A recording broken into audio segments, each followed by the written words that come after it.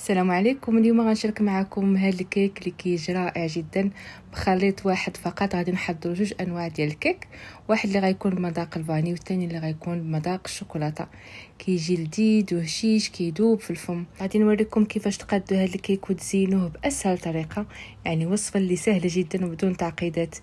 بالنسبه لهذا الكيك ممكن تحتفظوا به في الثلاجه، يعني ممكن يدوز عندكم عده ايام في الثلاجه، كيبقى محافظ على الطراوه ديالو. بلا ما نطول عليكم ونخليكم مع المقادير وطريقه التحضير. ونبداو على بركه الله. هنا كنحتاجوا 4 ديال البيضات، الا كان الحجم ديالهم كبير غادي نديروا 4، والا كان عندكم البيض بحجم متوسط غادي ديروا 5.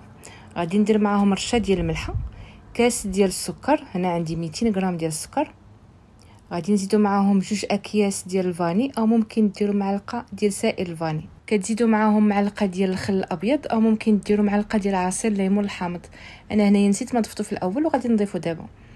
غادي نبدا نطرب في هذا الخليط حتى يضاعف الحجم ديالو، كيرجع لينا اللون ديال البيض كيرجع فاتح. كنبقى نطرب تقريبا 5 ديال الدقائق صافي. من بعد كنزيدو كاس لاروب ديال زيت المائده، هنا عندي كاس مع عمرت ديال الزيت، وكنزيدو 1 ياغورت طبيعي الحجم ديالو 110 غرام. صافي غادي نزيدو، غادي نخلط واحد شويه. انايا ما كنبالغش في التراب، غادي نخلط غير شويه. ومن بعد كنزيد قياس 3 ديال الكؤوس عنبه ديال الدقيق الابيض اللي هي 300 غرام ديال الدقيق. في الاول كتعبروا 300 غرام ديال الدقيق، وإلا بان لكم الخليط ديالكم خفيف تقدروا تزيدوا معلقه او جوج، لان الكميه ديال الدقيق غادي تختلف على حسب الحجم ديال البيض اللي درتو. صافي هنايا كنزيد 2 اكياس ديال الخميره الحلوه. الوزن ديال كل كيس 8 غرام، يعني بجوجهم عندي 16 غرام ديال الخميره ديال الحلوه. صافي من بعد ما كنزيدوا الدقيق كنخلطوا بهذه الطريقه غير بالفوي، وحنايا كنخلطوا كنحاولوا ندخلوا الهواء في الخليط ديالنا.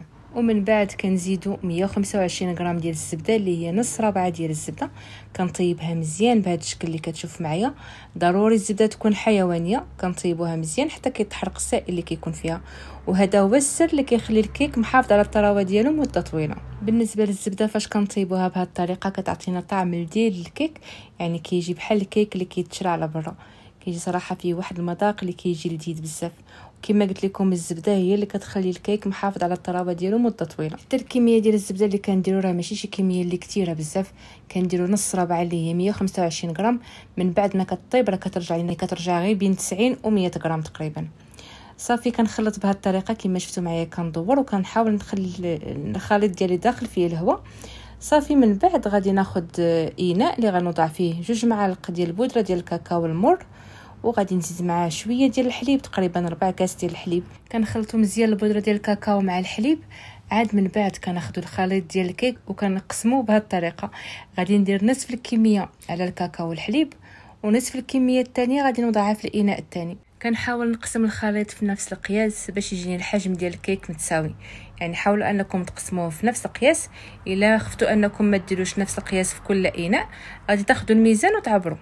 صافي هنا من بعد ما قسمنا الخليط اللي وضعنا معاه الكاكاو كنخلطوه مزيان، واللي درناه من الاول بالفاني كنخليوه بالفاني. هنا كناخذ الصينيه او القوالب اللي غنطيب فيهم الكيك، عندي بجوج نفس القياس، كل واحد فيه 18 سنتيم، غير هو واحد مربع والثاني داير. كما شفتوا معايا درت الخليط ديال الكيك في القوالب، وكناخذ عود وكندير بهذه الطريقه، كندير خطوط بهذه الطريقه كيتوزع الكيك بشكل متساوي في وسط الصينيه.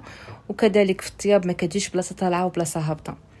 في هذه المرحله كنكون مشعله الفران على 170 درجه، كنخلي الفران يسخن. عاد من بعد كندخل ليه المول او الصينيه ديال الكيك. بالنسبه للطريقه ديال الطياب، الا عندكم فران كيشعل من التحت فقط غادي تشعلوه غير من التحت، وغادي تسناو على الكيك ديالكم حتى يبان لكم انه طلع وبدا كيتحمر من الجناب، عاد باش تشعلوا عليه العافيه من الفوق باش يتحمر الوجه ديالو. والا كان عندكم فران كيشعل من التحت ومن الفوق دقه واحده غادي تخدموا المروحه الا كانت فيه مروحه، وغتخليو الكيك ديالكم يطيب. والا كان ما فيهش المروحه غادي ديروا صينيه، كديروا واحد الصينيه كتكون على الوجه من الفوق ديال الكيك، يعني كتكون منها لشويه، وكتخليو الكيك ديالكم يطلع حتى كيطيب مزيان وكيبان لكم انه بدا كيتحمر. عاد باش كتحيدوا ديك الصينيه باش كتخلوا الوجه ديالو يتحمر، يعني بهذيك الطريقه ما كتخلوش الوجه ديال الكيك يتحمر من الاول. وندوزو باش نحضروا الحشوه اللي غادي نديروها في الكيك ديال الشوكولاته. هنا عندي 130 غرام ديال الكريمه السائله، غادي نضيف معاها معلقه ديال الزبده وغادي نديرهم على النار. من بعد ما كيغليو كناخذوا 250 غرام ديال الشوكولاته بالحليب. انا استعملت شوكولاته بالحليب، تقدروا ديروا الشوكولاته السوداء. غادي نضيفوا عليها الخليط ديال الكريمه والزبده وهما سخونين. بهذه الطريقه غادي نتسناو شويه حتى يبان لينا الشوكولاته بدا كيذوب، بعد غادي نحركوا. بالنسبه للكريمه، يعني الكميه ديال الكريمه في هذه المرحله تقدروا تعوضوها بالحليب اللي كيكون سائل. كديروا نفس الكميه، يعني كديروا نفس الكميه ديال الكريمه كديروها حليب، وكتزيدوا معها معلقه ديال الزبده، كتخليوهم حتى كيغليو وكتضيفوهم على الشوكولاته. كتسناو شويه حتى كتبان لكم كيبان لكم الشوكولاته بدا كيذوب، عاد كتحركوا بهذه الطريقه. صافي هنايا كناخذوا الكيك ديالنا من بعد ما كيكون برد، غادي ناخذو نقسموه على جوج. كتقسموه على جوج ديال القطع اللي كيكونوا متساويين، يعني كتحاولوا انكم تقسموهم من الوسط. من بعد غادي نوجدوا القهوه اللي غنسقيو بها الكيك. كما شفتوا معايا وضعت كاس ديال الماء في القطاره، من بعد درت معها 2 معالق صغار ديال القهوه، وهنايا كندير السكر. بالنسبه لكميه السكر كتبقى اختياريه، ديروا الكميه اللي بغيتو. كنخليو القهوه تقطر، عاد من بعد كنديرها في كاس، وبهذه الطريقه كنسقي بها الكيك. تقدروا ديروا القهوه اللي كتكون سريعه الذوبان فعوض انكم ديروا هذه القهوه المقطره. واحد الحاجه اللي مهمه انكم قبل ما تبداو تسقيو في هذه القطعه ديال الكيك ضروري كديروا شي حاجه من تحت باش تقدروا تحكموا فيه، يا اما كديروا تبصيل او كديروا هاد السبوره اللي كتكون من تحت ديال الكيك. كما شفتوا معايا كنسقي الكيك مزيان، انا غير سقيوه ما تخافوا منه حتى حاجه. عاد من بعد كناخذوا الكاناش اللي كيكون برد. هانتوما شوفوا القوام ديال الكاناش كيفاش كيجي من بعد ما كيبرد، راه كيعقد. غادي يزيد يعقد اكثر من هكا. هنايا غير يبان لكم الكاناش ولا في هذا القوام، صافي كتبداو ديروه. ما تخليوش حتى يقصح بزاف لان غيعذبكم الا بغيتو ديروه كحشوه هكايا الكيك. كما شفتوا معايا درت نصف الكميه ديال الكاناش اللي حضرت، يعني كندير نصف الكميه كحشوه والنصف الثاني غادي نخليوه للفوق. صافي كنحاول نوزعو بشكل يكون متساوي. من بعد كنحطوا الطبقه الثانيه. هاد الطبقه الثانيه ديال الكيك ما كنحطوها حتى كنسقيوها مزيان بالقهوه. في هذه المرحله حاولوا انكم تخفوا يديكم. كما تسقيو الطبقه الثانيه ديال الكيك غتحطوها مباشره فوق الطبقه الاولى بهذه الطريقه اللي كتشوفوا معايا. الا خليتوها بزاف راه كترطب وغتجيكم صعيب انكم تهزوها. كنديروا نصف الكميه ديال الكاناش اللي بقات لينا من الوجه. انا كندير كميه كثيره من على الوجه، يعني نصف الكميه درناها في الوسط والنصف الثاني ديال الكميه ديال الكاناش كنديروها في الوجه.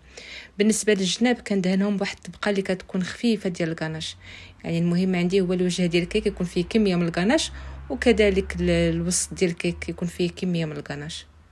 غادي نزين الكاطو ديالي بهذه الطريقه اللي سهله. انتم شوفوا معايا كيفاش كندير، غير هي حاولوا انكم ديروها قبل ما يجمد لكم الكاناش. بالنسبه لطريقه التزيين ديال الكيك الثاني اللي درناه بالفاني، كناخذوا كميه من المكسرات. كما غيبان لكم راه كندير كميه قليله ديال المكسرات. تقدروا ديروا اي نوع متوفر عندكم المكسرات. انا هنايا درت خليط بين البندق والجوز او الكركاع، وهنايا عندي رقائق اللوز اللي كيكون بالقشره ديالو. كنتو سولتوني عليه في الفيديو اللي فات. كناخذوا بحال هكا راه كيتباع واجد. كنديرهم في الفران حتى كيتحمروا مزيان. عاد من بعد كنخرجهم من الفران وكنبدا نهرسهم بهذه الطريقه اللي غتشوفوا معايا. تقدروا ديروا هذه الطريقه، كتبداو تضغطوا على المكسرات ديالكم غير بالكاس، او ممكن ديروهم في بلاستيكه وتضغطوا عليهم بالدلاك. بهذه الطريقه كيبقاو المكسرات، يعني كيبقى الحجم ديالهم كبير وما كيجوش مدقوقين بزاف. هنايا من بعد ما كيطيب الكيك الثاني اللي كيكون بمذاق الفاني، شوفوا كيفاش غيجي. غنوريكم القوام ديالو كيفاش كيجي رطب. هنا راه دوز عندي تقريبا ليله في الثلاجه، انا ما حيدته من المول حتى اليوم الثاني. كنسقيوه ب4 كاس ديال الحليب، سقيوه حتى هو مزيان. عاد من بعد غادي ندوزو باش نوريكم كيفاش غنزينوه. من بعد ما كنسقيو الكيك مزيان كندهنوه بالكراميل، او ممكن دهنوه بالعسل، ممكن كذلك دهنوه بالكونفيتور او الناباج. المهم انكم كدهنوا الوجه ديال الكيك بشي حاجه باش كتلصقوا عليه او كتثبتوا عليه المكسرات. انا هنايا درت الزبده ديال اللوتس كانت عندي متوفره ودهنت بها الوجه. كديروا اي حاجه غير هو ما كديروش الشوكولات، لان درتو الوصفه الاولى درتو الكيك الاول بالشوكولات، فالكيك الثاني غادي نديروه مختلف على الكيك الاول. كنديروا كما قلت لكم ندهنوه باي حاجه اللي غنقدروا نثبتوا عليها المكسرات بهذا الشكل اللي كتشوفوا معايا. بالنسبه لكيكات الشوكولاته من بعد ما زيناها دخلناها الثلاجه، خلينا الكاناج حتى شد شويه راسو حتى برد. عاد من بعد كنزين من الجناب بهاد رقائق الشوكولاته. بالنسبه لهاد الشوكولات راه كيتباع هكا جاهز، يعني كيتباع واجد عند اللي كيبيعوا لوازم الحلويات. الا ما كانش متوفر عندكم غادي تاخذوا الشوكولاته وغتحكوه في الحكاكه وغادي ديروه من الجناب. وهذا هو الشكل ديال الكيك اللي حضرت معكم اليوم. شوفوا المنظر ديالو كيفاش كيجي رائع. بالنسبه للكيك اللي درنا عليه المكسرات غادي نرشوا عليه شويه ديال السكر بودره او السكر كلاصي. باش كيزيد يعطيه منظر اللي كيجي زوين. وصلنا لاخر الفيديو. كما شفتوا معايا بخليط واحد ديال الكيك خرجنا جوج الانواع اللي مختلفين، وحده بالشوكولاط وحده بالفاني. كما شفتوا معايا درناهم بطريقه اللي سهله جدا، وفي نفس الوقت عطيناهم منظر اللي رائع بزاف. تقدروا تحطوهم في الطبيله ديال العيد او تقدموهم للضيوف ديالكم بتحميره الوجه. وصلنا لاخر الفيديو. الا عجبتكم الوصفه ديال اليوم ما تنساوش ديروا لايك للفيديو، خليوا لي تعليقاتكم، والى فيديو قادم ان شاء الله.